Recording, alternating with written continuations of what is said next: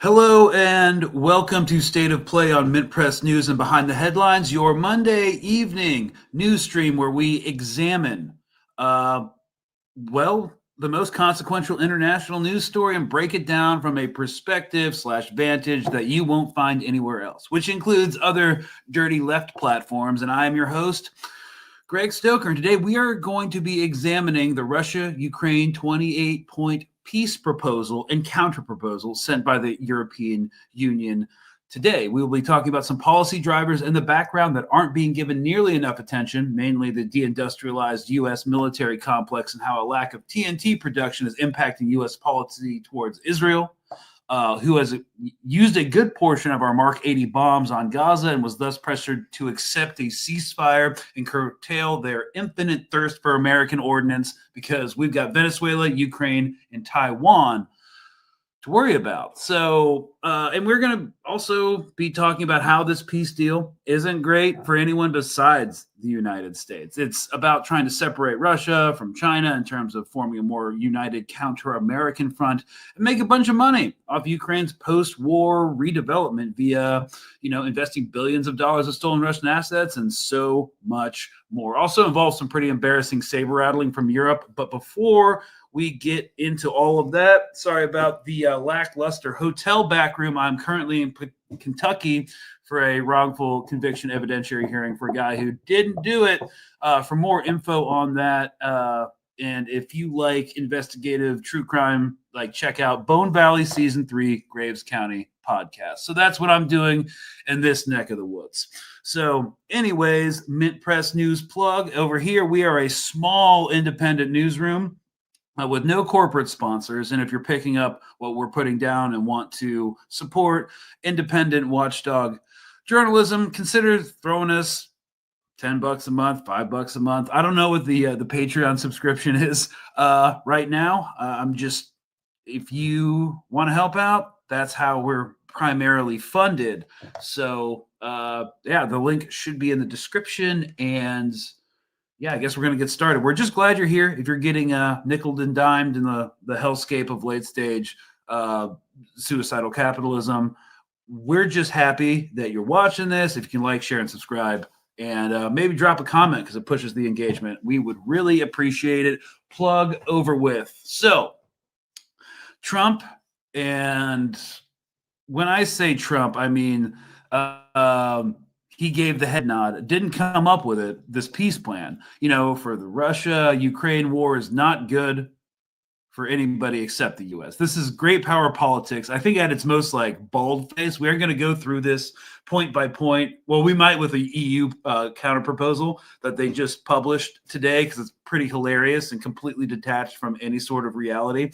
But again, this is great power politics at its most bald face. We aren't going to go through, this stuff entirely, but the main takeaway is that it manages to sideline Russia, Ukraine, and the EU all at the same time. Essentially, it's a mechanism by which American private equity and various companies with ventures and redevelopment can seize a third of frozen Russian assets to reinvest into Ukraine, with the U.S. taking in a bulk of the profits, or at least half, it says.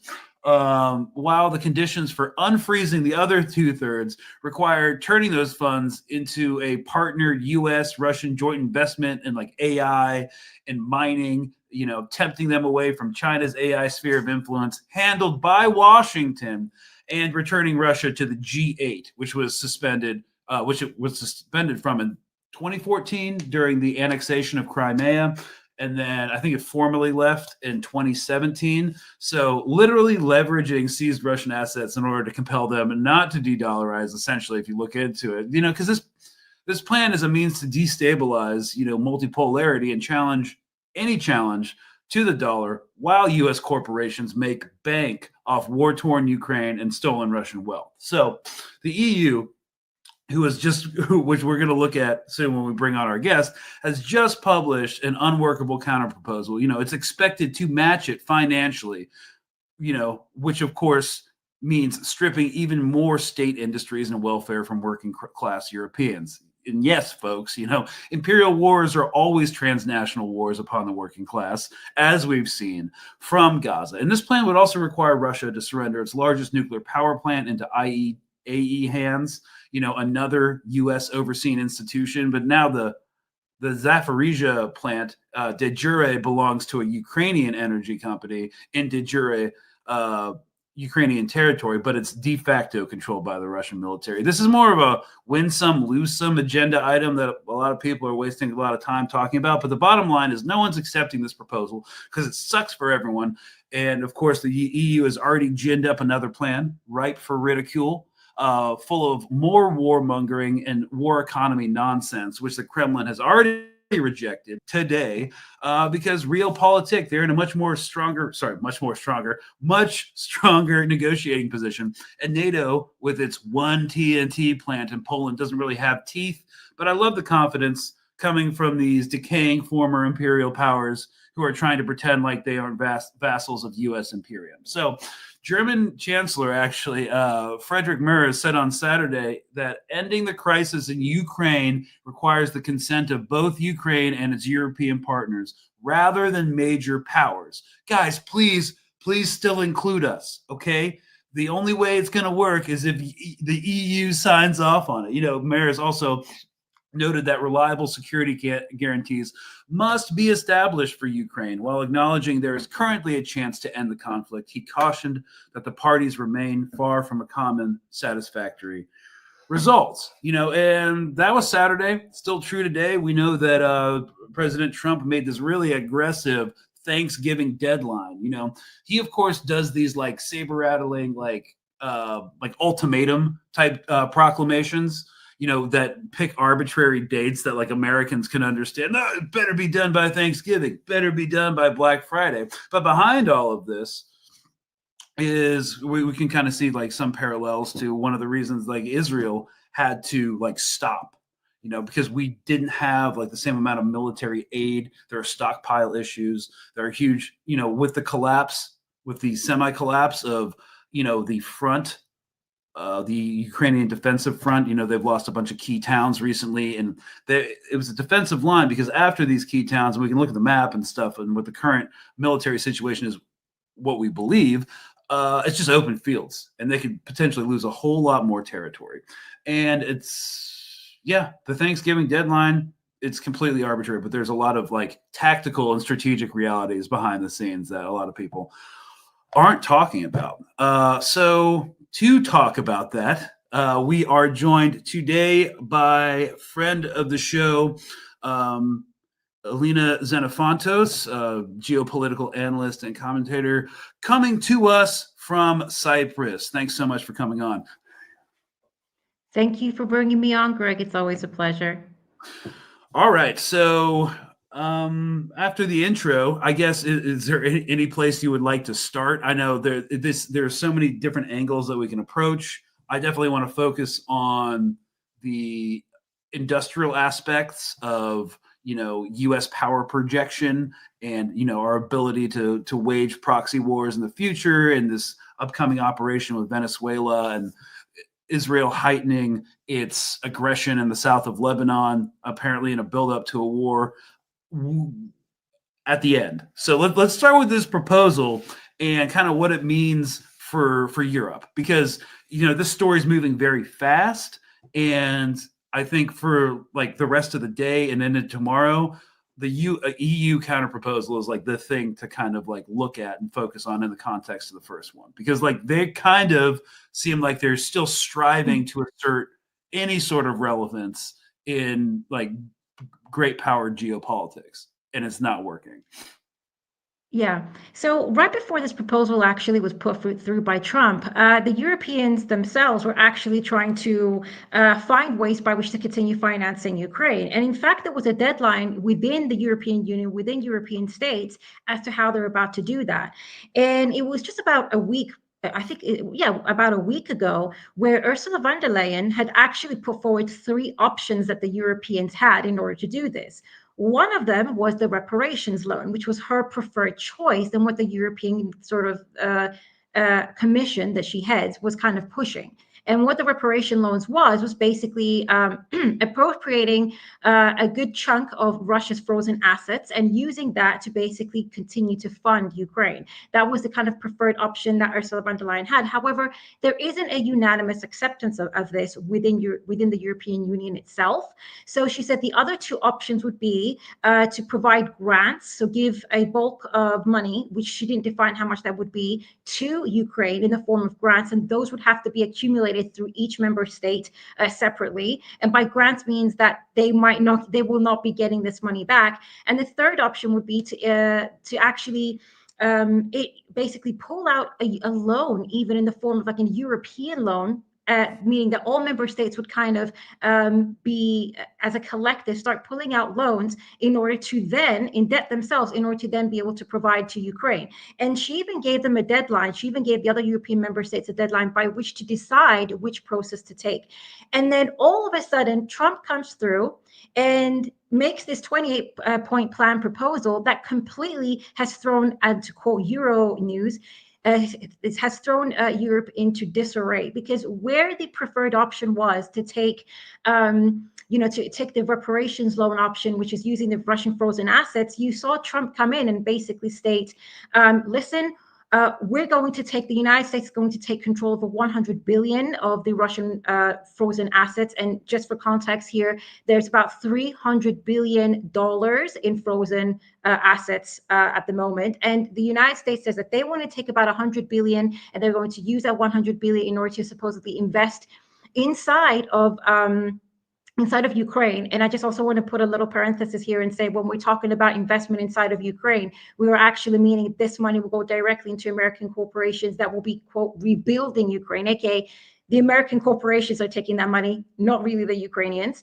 And the remaining 200 billion, they wanted, as you said earlier, was to sort of set up this joint venture with Russia. But however, Russia isn't really going to be the one controlling those funds. It's going to be Washington deciding where this investment is going to go. So that means that the Europeans, based on Trump's proposal, no longer have the reparations loan option that Ursula was trying to pass through as a means to sponsor the war in Ukraine. And not just that, but under Trump's proposal, he demanded that Europeans must actually also provide, on top of the 100 billion that the United States is taking from the frozen assets, he demanded another 100 billion to come from the European Union itself. It doesn't matter where they get it from. They can cut more welfare programs. And in fact, actually, the leader of NATO, the chief of NATO, even said we might have to cut more welfare programs within NATO states if it means obviously continuing the war against Russia. And that's exactly what Trump's deal offered to Europeans. So he kicked them out of the ability to even have any sort of influence or control over the frozen Russian assets, and demands 100 billion from the European Union in order to help fund these operations inside of Ukraine. And in addition to all this, they don't have any actual say in Trump's proposal.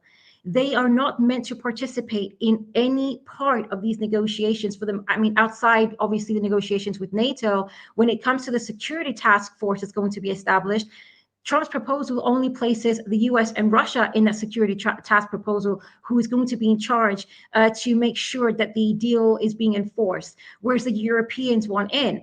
Europe, the UK, they want to have a position in there as well. So it was a very demeaning, proposal towards Europe, which is why they've been the most outraged, because it kind of has solidified this idea that, unfortunately for them, they are no more than vassal states for the United States at this particular point. And this is a classic example of, yet again, how the United States is humiliating Europe, whilst also imposing on them the debt and burden of reconstructing Ukraine, and also making sure that they don't really have much of a say as to what goes on from there on. There's also a lot of other elements, but this is, I guess, the economic angle of all this.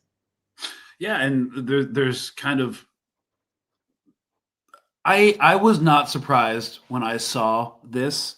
Even going back to Trump's first presidency, he's always had a bone out for NATO and not fulfilling their like NATO commitments. He feels like, NATO's always been like a bad deal for the United States, and he's all about deals. So like, there's some ideology in this too. But yeah, look, it was even like reported by Axios. The main drivers behind this are like Steve Witkoff and Jared Kushner, who are all about, who are basically taking, in some ways, a template from like Gaza and what they're trying to do there, with this very vague 24-point like peace plan that's not entirely workable, and just kind of rebranding it and slapping it on this thing. It's going to be, overseen by a board of peace, and it's highly, highly beneficial to, American corporations that are going to go in there and plunder, whatever they can, and the Ukrainian government's not going to have a say about it. And it's just like it's like an IMF loan, but worse, because they're not going to have any agency or control, and it's just like the Gazans won't. And it's just like bald faced, the same, a very, very similar playbook with the same players as well. So like, I wasn't personally that surprised.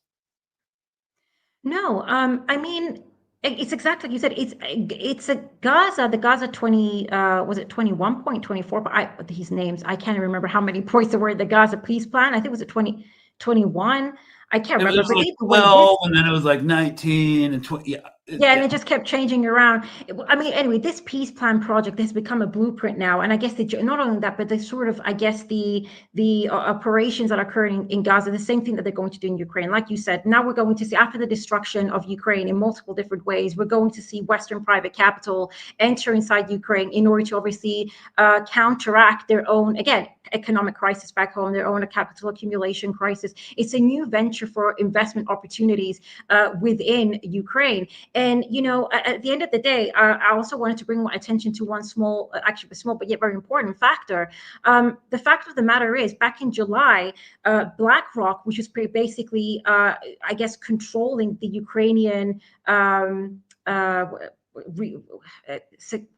the Ukrainian fund to basically rebuild Ukraine, had actually halted all negotiations for this investment fund. And part of the reason they had actually done this at the time was because of the insecurity around Ukraine, because it's an ongoing war, because it wasn't attracting the right sort of investment, and therefore they weren't able to actually start building or making money off of the Ukraine project.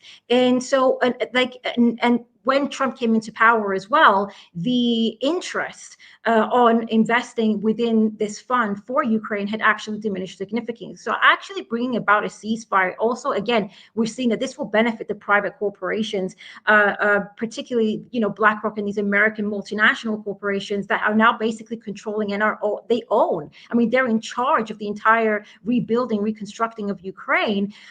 This suits them because at this particular point, we'll get to this in a little bit when we discuss the deindustrialization of the U.S., et cetera, and why this, and the military angle for why the ceasefire is necessary. But from an economics perspective as well, part of the reason is you need some sort of at least temporary peace for a period of time in order to track the level of investment necessary, because right now you have Ukraine that is draining the military stockpiles of the United States, and which you can't make up for rapidly enough, especially with the other ongoing wars, which again we'll discuss in a little bit.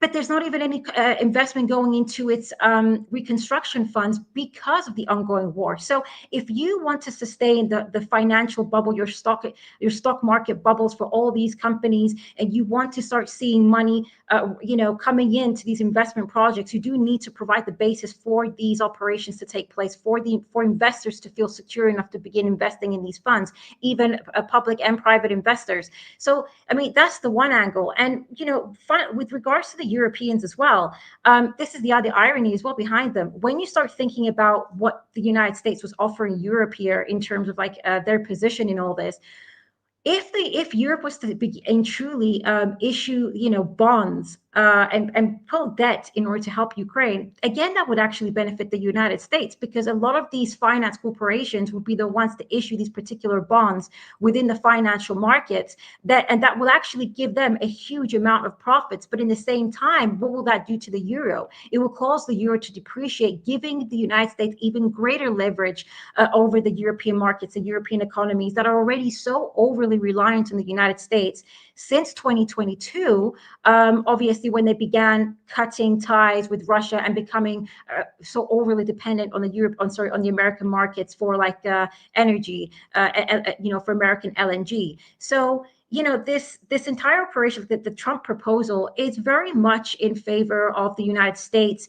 They're taking all of Russia's frozen assets, they're investing it in their corporations, which is free money for them. They're going to generate they're going to generate mass profits off of that, secure their stock market bubble as it currently is, and in doing that, they will also capitalize because they also want 50% of those profits, and they want complete control over gas pipelines and all the most, valuable infrastructure in Ukraine. And the Europeans get nothing but even more debt in order to reconstruct Ukraine. And just one last thing, it's also rather funny because most of the damage, according to the reports that we're seeing in Ukraine anyway, is in the eastern parts of Ukraine, which is Russian held at this point. And Russia's pretty much building that territory up, especially if they do keep the territory that we're discussing in question. So a lot of this money it's just a massive Ponzi scheme for a lot of these corporations to make money. And the Europeans are cashing out the debt to do that.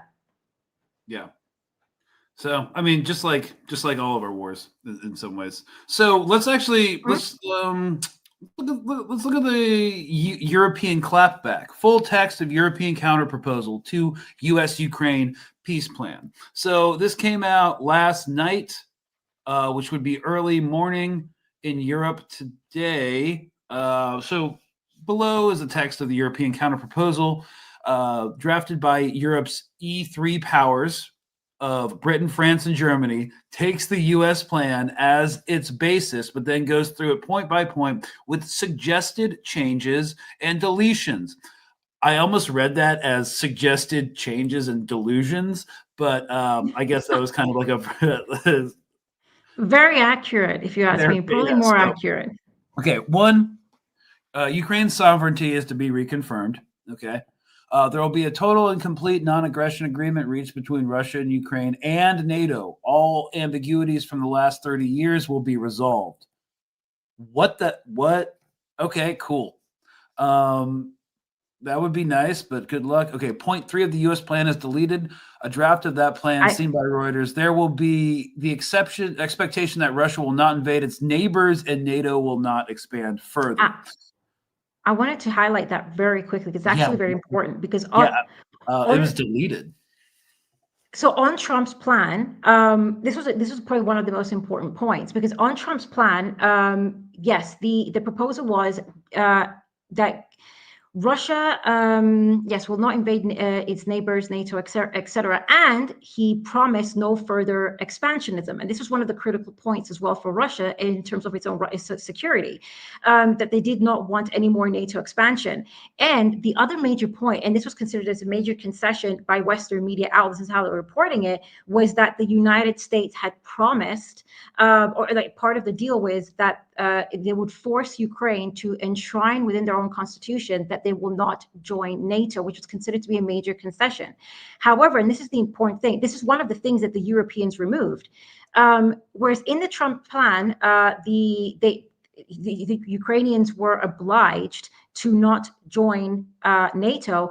It also does highlight that the security guarantees that will be provided to Ukraine in order to do so would be that if Russia was to break the ceasefire or attack Ukraine at any particular point, it would be considered as an attack, and I quote this, as an attack on the entire transatlantic community. So what we have is a NATO-style security guarantee, which mimics that of Article 5.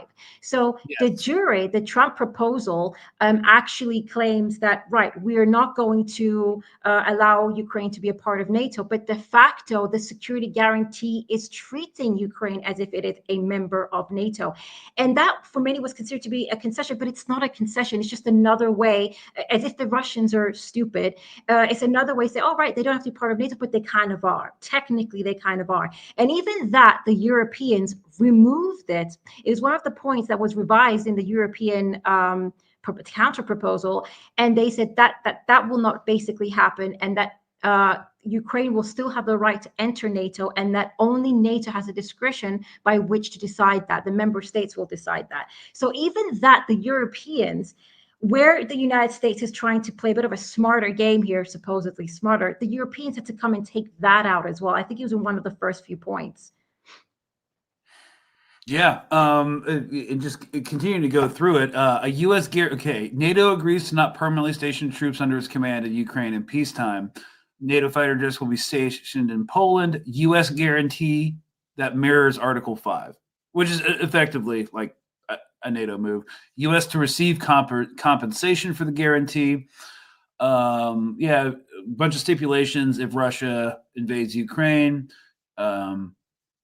They also, I don't know if you can notice, they actually removed everything with regards to the frozen assets because they disagree with the US's approach on taking the frozen assets for those uses, and that if there is going to be any sort of joint project, the European counter proposal wants to be a part of that process. So we can see how they've gotten rid of that, including the demands for 100 billion from the EU. So they also got rid of that.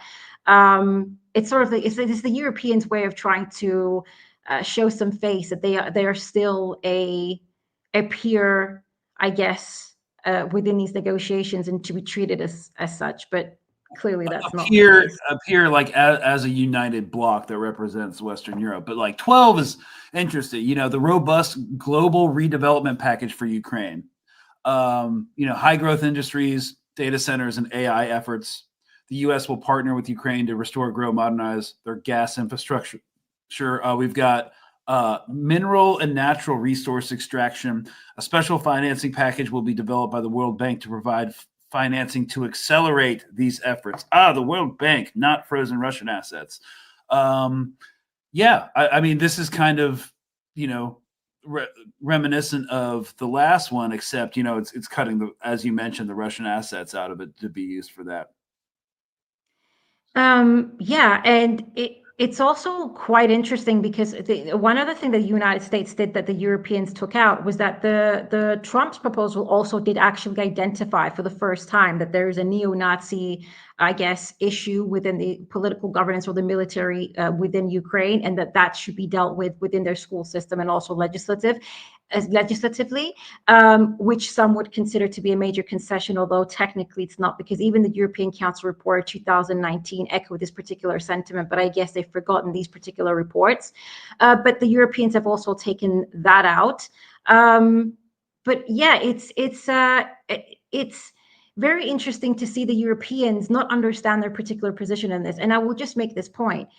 Russia is winning this war. Even the United States proposal of basically trying to trap Russia into a situation where their frozen assets are taken. They have to make territorial, I guess, concessions to give the power of the Zaporozhye power plant. And I want to focus on this as well a little bit, because the Zaporozhye power plant is the largest nuclear power plant in Europe. He who controls that can also exert a lot of economic sort of pressure and control and warfare. And that right now is solely and strictly, and has been for a while, under Russian control. And the United States proposal, as well as that of the Europeans, is to have that handed over to the IAEA. And that, again, is a very Western-dominated institution, with the United States being the key and largest funder, and therefore with the greatest political influence, meaning that the United States in many ways would have a lot of power and influence over the Zaporozhye power plant. And if that is to happen, that means that if any sort of escalation was to happen in the future, that could actually be used as a form of coercion against Russia, because the proposal is that the energy would be shared equally between Russia and Ukraine. I mean, why would Russia want to give something up that has been within its power, and to a Western institution that would give it even more leverage over Russia if any sort of, I guess, disagreement was to happen? And why would Russia, who is now winning the war, also enter into any agreement that would have it, I guess, be exposed to Article 5 of NATO, when that's precisely the reason that they went into war to begin with, to make sure that NATO is kept far away from its borders so far as is possible, and Ukraine being a particular weak point at that. And in Trump's proposal, as well as the European proposal, it says that if Ukraine is to attack Russia without cause, and they emphasize that, without cause, then Russia, then the security guarantee is considered void. But what is considered legally without cause? It could easily be justified. For example, they could find any pretext and do so. And then if Russia was to respond, now they're dealing with the totality of NATO, which is exactly what they didn't want in the first place. And so I don't even understand what both parties are thinking here. But at least when it comes to the United States also provided a more detailed analysis of territorial concessions, among other things. And it's very obvious that they're trying to provide, at the very least, a base by which to build on. But then the Europeans have come in, and they're even trying to take the very small concessions that were made away. And they're so absolutist. And the insane here is Russia's winning this war. The US is aware of this, and they're trying to make their own, I guess they're trying to find a way how to manage this. And the Europeans were completely, I mean, they're in economic decline. They've got no military capacity. It's really the United States that's holding this entire front, have coming to make the even more, I guess, stringent and more rigid proposal to Russia, not recognizing how, respectfully, they're no longer an empire. They're no longer the power that can project this kind of influence on global events. And if anything, they're in one of the weaker positions here. And that's the most ridiculous aspect in all of this. I mean, the absolute lack of hard power is astounding. Again, whole lot of confidence for them. And you've talked about the economic angle. Let's talk about the military angle, and not from like the front, like the actual fighting. The Russian military bloggers and propagandists basically overplay generally like territorial gains. The Ukrainians do the same thing, and the entire thing's pretty confused. But what's not confused is our supply chain issues. So this is how it works out. Most of NATO has like one or two production facilities in Poland, like Nitrochem, and I'm forgetting what the other one was. It's a former Nazi artillery production facility in Poland. In the finest traditions of NATO. But basically, there are two main theaters that our munitions go to. Ukraine is mostly about super high-tech weaponry like ATACMS and stuff like air defense artillery, electronic warfare systems, and massive amount of artillery shells. A lot of our artillery shells come from South Korea. But our bombs, the Mark 80 series, which is being dropped in Gaza, that comes from Poland. All right. So to kind of like break this down, you need what's called TNT or tritonal, which is a mixture of 80% TNT and an accelerant like aluminum powder, which amplifies the kinetic force from these bombs. Well, our last TNT facility was shut down in the 80s in the United States. So we haven't been able to make our own munitions to include RDX, even like C4 that like SWAT teams use or like special operations teams use to like blow open doors. Like we don't even produce any of that. We do not produce our own munitions. We get it from like one or super, super backed up or two super, super backed up facilities in Poland that account for 80 to 90% of our TNT production. So in an attempt to kind of like fix the supply chain and generate what we need to continue these wars and not like have to use taxpayer dollars to like hire these massive, like huge logistical companies because there are logistics companies that exist primarily to ship TNT to the United States so that we can put it into bombs and then use the same companies to like reship it to other countries over the world, like all over the world, like Israel. So there's this huge shortage and it's completely bottlenecked, just like AI data centers, by the amount of raw materials that we can get. So right now, the United States Army has awarded a contract to Repcon USA. Here, let me pull this up. Sorry, guys. Share screen. To fix our supply chain shortages and shortcomings. Because right now, the nitrochem facility, public figures, it can only produce about 12 tons of explosive material, the TNT. So every 2,000-pound bomb dropped on Gaza, just think about this, has a net explosive weight of about 950 pounds. So if they drop 12,000 bombs, that's like half their capacity for the entire year of what's earmarked towards the United States. So basically, we need it here and we need more to up our production facility. But like we're completely deindustrialized. So the US Army is giving this Turkish company, Repcon, two things. First, we're building a massive artillery shell production facility out in bumfuck Kentucky, all right, where no one's going to see it.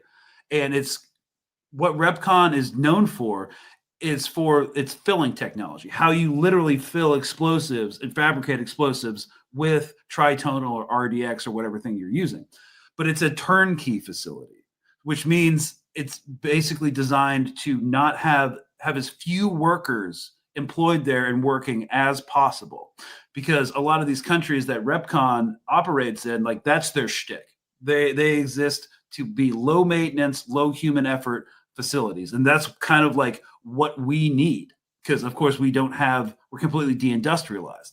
And I'm just breaking this down in the most simple terms. So they're going to handle our 155 artillery shell productions. And then they also, Repcon USA just announced in April, the acquisition of General Dynamics Ordnance and Tactical System in Garland, Texas, expanding its capabilities in defense and aerospace manufacturing. So what it's going to do is repurpose this General Dynamics facility, General Dynamics, who produces the Mark 80 series bombs, into one of these turnkey facilities as well. So there's a lot of pushback. There's a lot of people, Real Clear Defense, which is like a neocon hawk, should a country kind of like asking a question, because it's a Turkish company, should a country that supports Hamas hold leverage over the U.S. bomb supply? Now one does. Another defense contractor, Repcon USA, purchased the General Dynamics facility in Garland, Texas. So, we actually, even if we do try to reindustrialize, we actually physically can't do it. So we're having to bring in Turkey to into our defense sector to, I guess, help us out. And the thing is, none of this is going to happen. I am in Kentucky. I looked through all of these real estate databases, construction databases for commercial and residential and factory stuff. They haven't even discovered a site, and they haven't even started production on this facility. It's insane. It's going to take years. And this is a massive driver in policy, because we know that one of the main reasons that the ceasefire was kind of put into effect as a face-saving tool for Israel is because we didn't have anything left to send them. Biden put a restriction on the Mark 80 bombs for a week, at the end of his presidency. The supply has never stopped, whatever they've needed. And the push from the U.S. to go from mass high-intensity conflict stockpiles of just shells, unguided bombs, mortar shells, went from that World War II kind of style of warfare, which is kind of what we're looking at with the reintroduction of drones on the Ukraine-Russia front, right? So we don't have that anymore. What we've started doing in the Vietnam War after the capture of our government kind of in that era by the military-industrial complex was go after this idea of precision over saturation, so we can have these massive R&D, research and development contract awards to General Dynamics and Boeing and RTX Corps that, basically just allowed them to bring in a ton of government contract money for research and development for these precision munitions, and just use some of that for CEO benefits and, all sorts of stuff. That it was a complete scam, this idea of precision weapons. And along with that, because we weren't making a ton of like artillery shells or anything like that. We also offloaded all of our native production to other countries, and this is kind of what we're dealing with.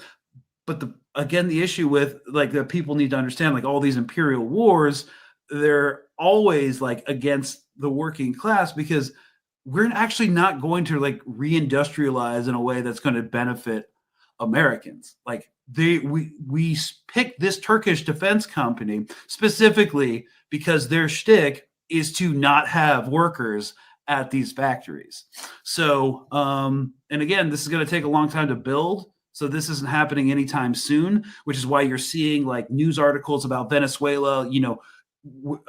Yesterday, it was published, and Pete Hegseth put out a statement that we're going to like heighten operations in Venezuela, but it's not going to be like a bunch of targeted land strikes. It's going to be, they said it explicitly, it's going to be covert, clandestine operations in Venezuela. Because what are we going to do? We don't have the Navy stockpiles. Like Elina, you brought up that CSIS report from last year about how they did these war games over the Strait of Taiwan, and the U.S. Navy and military presence in Taiwan runs out of munitions in like less than 10 days. So behind all of this, like posturing and diplomacy and economic sanctions, like we don't really have like the military hard power to really do anything because we don't have the ordinance. Mm-hmm. Mm-hmm. No, I completely agree with you. This is what I argued from the very beginning. On the 10th of October, when the Gaza ceasefire happened, I said it very clearly from there and then. It's basically to set the stage in order to organize the other multi-front wars, let's just say whether covert or otherwise, that the United States needs to obviously take on in order to sustain their imperialist project abroad. Because Ukraine, as well as particularly Israel, have pretty much drained the entirety of the American sort of military capacity and their stockpiles. And in fact, I have some of the stats here as well. Beyond like the report now on TNT has just come out in the last couple of days, where Israel has basically used up the vast majority of TNT that the West or the entirety of NATO needs in order to be able to manufacture the weapons, the bombs, etc., that they need in order to continue facilitating these wars. But on top of that, it was in September, the Pentagon had actually requested to boost production rates for 12 types of missiles it needs on hand, including Patriot interceptor missiles, Standard Missile 6, THAAD interceptors, and Joint Air Surface Standoff missiles. Right now, I also want to go back to the 12-day war between Iran and Israel. Just in a matter of 12 days, the United States blew through about a quarter of its supply of high-end THAAD missile interceptors.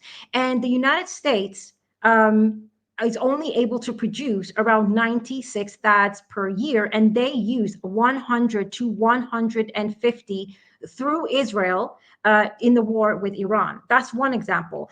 Between Israel and Ukraine, they've used up about a quarter of their Patriot missile interceptors as well. And when it comes to like even Tomahawk missiles, between again Iran and Yemen, through both small operations that the United States have conducted this year alone, they used almost about 100 Tomahawk missiles, and they only make about 55 to 90 per year. So we can see that they have a huge amount of stockpile issues. They don't even have the industrial capacity to be able to mass produce it. And in fact, if we were to go back to the CSIS report that I was talking to you about earlier on in our more private conversations, the report, yes, did say in a series of war games, this was actually from 2023, not even last year, it found that the United States would not even be able to last more than a week because they do not have enough long-range missiles, among other munitions, etc., to be able to win a Taiwan Strait war. This was in 2023. This was prior to October 7th. So we can only imagine the current state of the U.S. military capacity following the complete drain that Israel has been, as well as obviously Ukraine, when it comes to the American sort of military capacity and might. And we can also go back as well to what you said with regards to, like, yes, they've deindustrialized, and that's why they're not even able to mass produce. And you made a point of, well, they can't really industrialize because it takes a lot of time and a lot of years. But most importantly, the United States cannot reindustrialize because it's a finance capital based economy. And if you're going to become an industrial economy again, that means you have to no longer become, you have to basically destroy a lot of your financial infrastructure and institutions. But most importantly, you can no longer afford to be the world's consumer in order to maintain the dollarization of the world. And that means that all their finance capital, their the way that their entire economy is basically now being held by the Magnificent Seven, and especially Nvidia, which apparently is holding the entire American economy on its back with its its stock market, I guess, pricing, its generally its market cap overall, that would all cease to exist. And one of the main reasons that we saw this deindustrialization take place, and why the United States, in addition to the fact that, yes, deindustrialized, it also reduced its production of just basic, ammunition in the way that, we see China and Russia being able to produce, is because it was no longer profitable. And this tends to happen in capitalism. I mean, it's going back to the tendency of the rate of profit to fall. Producing your normal weapons and ammunition were not considered profitable. So they basically started to ship that off abroad. And they began investing in these precision guided missiles, all these fancy gadgets, in which is what established the doctrine that you've spoke about, precision over mass. And they were selling this narrative to people that it's okay, we're not making as much because actually our weapons are so sophisticated that we do not need to make as much. It was a lie. It was a myth. And that's now been destroyed. But the reason that they did that was because these expensive luxury, weapons, F-35 project, investment. $1 trillion later, we have a shitty aircraft that's not good at anything. Yeah, because now because they were selling this to investors, and investors are putting money into the military industrial complex, into high tech companies. And what does that do? It builds their stock market bubble. It boosts the economy, which is all an illusion. It's all speculative in the United States, whilst not doing anything actually on a material basis for the economy. And now this is a situation. They can't afford these wars. I agree with you about Venezuela as well. That's why they're posturing, and now they're going to be dropping leaflets over Caracas. I don't know if you've seen that, but Trump is talking about dropping leaflets over Caracas like, the Israelis were doing over the Gaza Strip. I mean, it's getting ridiculous. You can see that they know they can't do more than what they're claiming.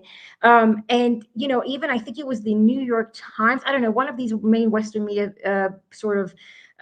mainstream media articles had actually published and said, I mean, even if we were to kill Maduro, in order to establish regime change in Venezuela, you need a long-standing military operation. Because there's still going to be resistance. The Bolivarian revolutionary drive within many Venezuelans is still present. It doesn't guarantee the new leadership is even going to be somebody who's going to be an American puppet. It doesn't mean that Maria Corina Machado is going to be able to come to power with ease. And they know they don't have enough the economic or military capacity for a long-standing operation when you've had Israel drain you and Ukraine drain you for even longer.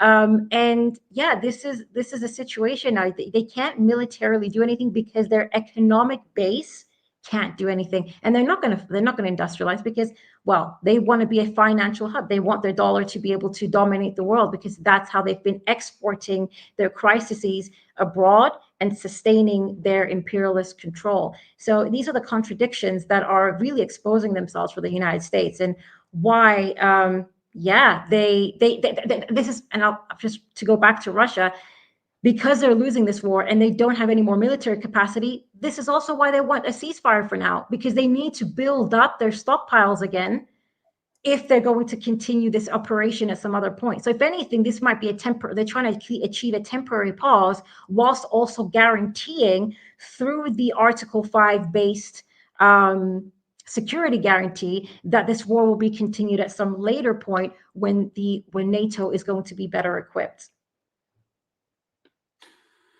I'd also like to bring up that for a high intensity conflict, our last big one, and when fighting like a major power, that's what we're talking about. Our last big one, we're building one artillery factory in Kentucky. During World War II, we had 145 factories, munitions factories. But yeah, we've got one in Garland, Texas for the bombs, and we've got one which doesn't even exist yet in Kentucky for the artillery shells. So, yeah, that's not really even a push for like industrialization. That's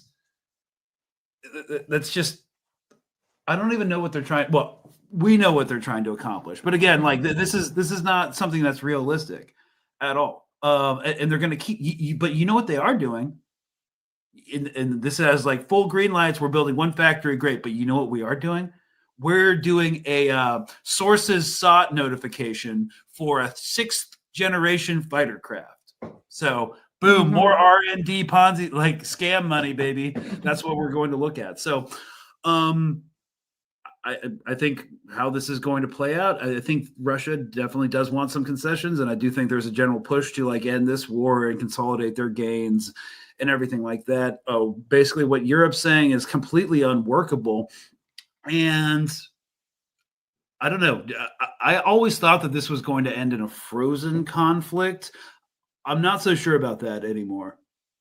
I do think No, like a peaceful is going to happen. I think there's we've come to a place where there's too many financial interests, and there's definitely maybe some real politic coming into some European leaders, but hedge fund world has been eyeing Ukraine for years, being like, when are we going to get in there? We can't have an ROI if there's not stability. We need some sort of stability in order to actually get in there and get this done. Mm-hmm. Exactly. That's why I said, in my humble opinion, this is the situation. They're all aware that Russia's winning the war. They're all aware, based on all the reasons we've just outlined, that they don't have the military and economic capacity to continue funding this, especially when they're trying to organize. And they are also trying to, prepare themselves for possible future confrontation with China, among other things. And then, like I said, that's always, with regards to Ukraine, I'm sorry, I don't mean to like interrupt you or whatever, but I think we can accept now that the confrontation over Taiwan is just a pipe dream. That's just not going to happen. It is. But I mean, they are trying to prepare themselves militarily because they do understand. This is the thing.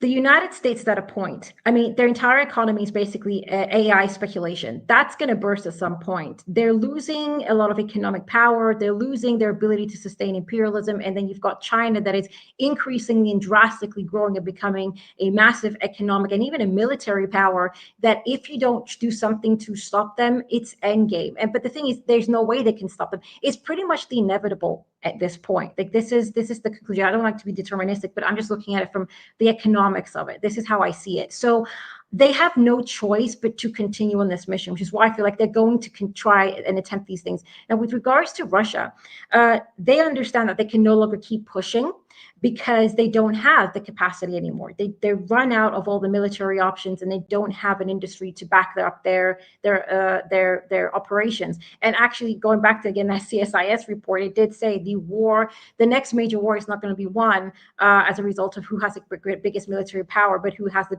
biggest industrial capacity. And we can see the United States does not, NATO does not. So what they're trying to do is temporarily, they want to stop this war.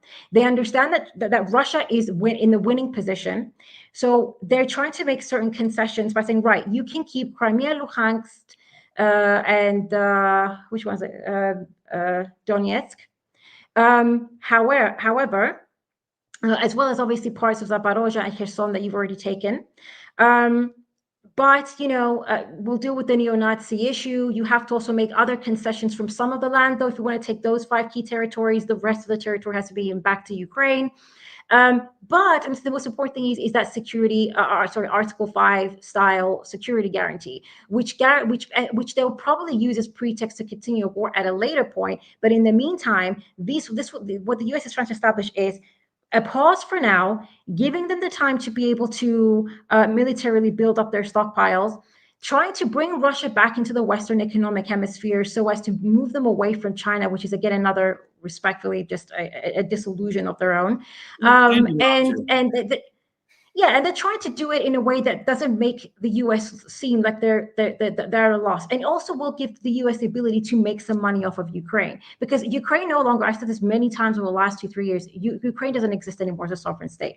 It is basically a financial colony of the U.S. I think it's a colony. It's been neo-colonized completely. Does not exist. It's just going to become a small colony next to Russia. That's it. And we've seen that the U.S. will not, will not allow them to have any sort of autonomy going forward. They were just completely No. sidelined during these whole negotiations. Trump's like, I mean, that's kind of like even under. It wouldn't be this egregious under Biden because Biden was really sympathetic, but like under Trump, Trump's like, they're losers. I don't deal with losers. Why should losers have a seat at the table? Yeah. So and now it's like they lost. We're just going to send in my corporate raiders, my son-in-law Kushner, and Steve Witkoff, the real Control estate. everything. Yeah, so it's Mhm. ours now. So that's what they're going to do. And the thing is, with Russia, it's very well aware as to how ridiculous as well the American proposal is. Obviously, notice nowhere near as ridiculous as that of the Europeans. That's just a joke. It was funny. I thought it was funny. I read it and I was laughing. If I'm being very honest, I'm like, this is outrageous. But so what Putin is doing, the reason, if you notice what Putin said in response to all of this, is it's a good starting point.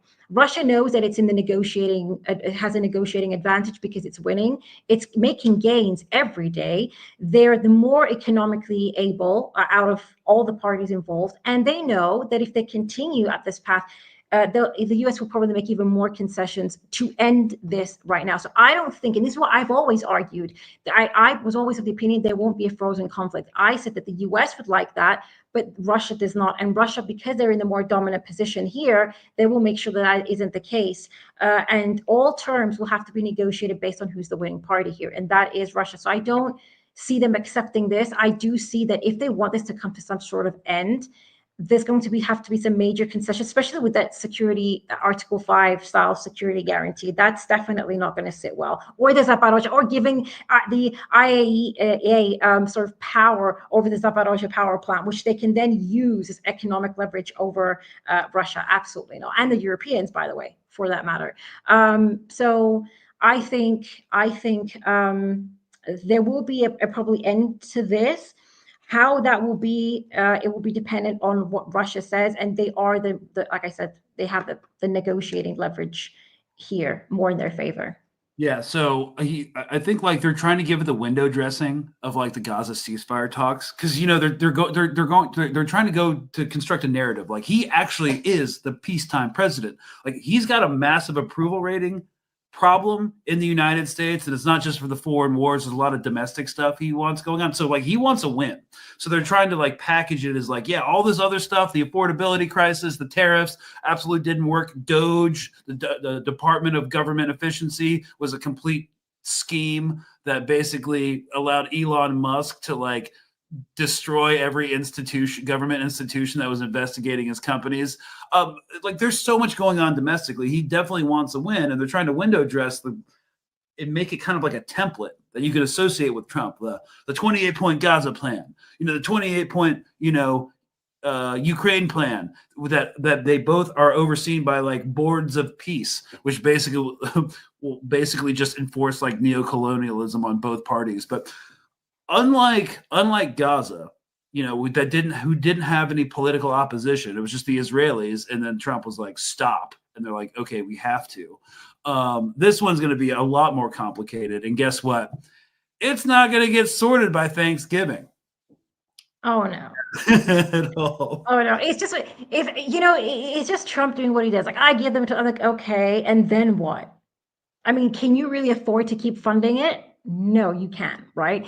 You need BlackRock. BlackRock is out there who, I mean, essentially the entirety of the United States is owned by these finance corporations and these Silicon Valley giants. I mean, BlackRock is the largest company in the world. I mean, it collectively, it has, it has trillions in assets. So, I mean, if they're telling you, listen, we want the money that we can make out of Ukraine. We need to build this investment fund. We need investors to come in. We need to maintain our stock market bubble and our financial bubble. The whole speculation that back in the U.S. and this needs to come to some sort of stop. So we're going to do what's necessary right now, and then we can build ourselves up for the future.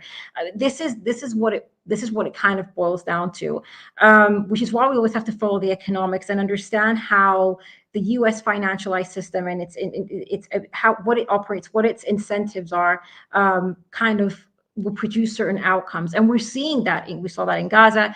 We're seeing that in Ukraine. We're seeing it in Venezuela with all this posturing, but nothing really actually taking place beyond, covert operations, which will probably will not actually produce anything anyway. And, by the way, I just want to say something about as well, these, the rare earths that they want to control in Ukraine. There is no rare earth mining at all in Ukraine. And first of all, 60% of these rare earths are in the Russian held territories. Yeah, And they're that which is left.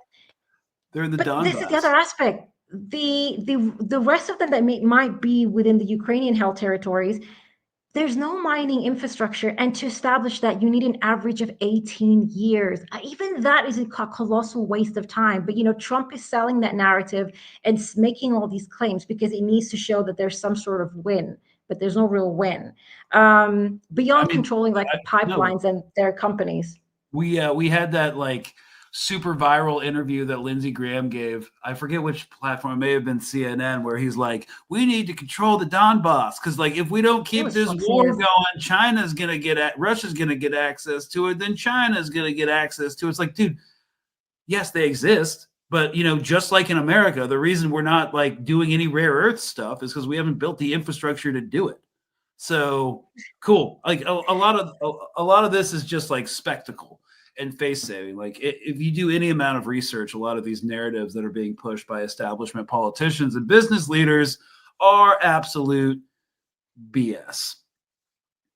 I mean, it's also the more interesting aspect about Lindsey Graham's interview there is like, okay, even if China was to get its hands on it, China has a monopoly on the production and refining of rare earths. They really don't need Ukraine's rare earth minerals, nor to spend how many years they're, even setting up the infrastructure to start mining it. And also, okay, even if the United States gets their hands on Ukrainian rare earths, which again will take almost about 2 decades, well, you're most likely going to have to send that over to China unless you obviously start, refining your own industry back in the US. This whole thing is just nonsensical, honestly. It's short-term gains. This is what it's always about. They're just looking for ways to make short-term gains and to try to counter the inevitable, which is, I guess, the economic collapse or the chaos that's going to ensue when the AI bubble eventually erupts. This is what they're trying to counter. Right now, stopping the war in Ukraine, quick money to be made. A lot of money is going to be rushing in to these companies, a lot of private equity investment companies, these funds, real estate, you name it. All of these companies are going to start making a short-term gains, but massive gains in the interim. And then they're going to try to reorganize and remobilize for the future. This is what it's about. But it's not sustainable in the long run. It never is. And I think a lot of people are starting to wake up to the fact that the entire U.S. economy is just like one scam piled on another. If this was really about national security, we would never have like deindustrialized in the first place. And if this was really about national security, we would be actually going through some short-term pain and some short-term losses in order to actually build factories that will actually be able to supply our military with actual usable munitions on the battlefield. But that's not what we're about. That's just rhetoric to cover for the military, industrial, media, and academic complex. And it's all lies to protect, capital. And I think it's interesting seeing a lot of people waking up to this. I actually wish there wasn't so much like Russophobia in Europe. So like the working class in Europe could actually understand how screwed they're getting by this like European Union, like NATO jingoism. But again, that's why I say all of these imperial wars are a war on the transnational working class. So that's kind of what we're seeing now. And we're going to see this drama play out. And these negotiations will probably take some time. And whoever comes out on top, you won't be one of them, guys. So we always are on a positive note, Greg. Always on a positive note. Always on a positive note. So thanks so much for Elina for coming on to talk about the economic angle of this. We definitely we got a chance to examine the other aspect of hard power, which is the military part. And it's just, again, not sustainable, but we're going to keep hitting that button. It kind of reminds me of, the cocaine study. in the 80s? Do you want like actually more water, or just going to keep hitting that button, for next year's quarterly return? More.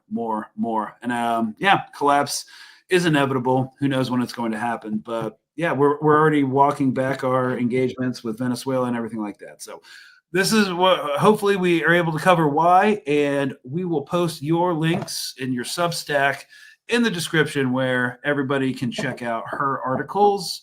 And we will see you next week on State of Play to discuss whatever catastrophe happens over the weekend. Thanks so much for coming on, and we will see you next week.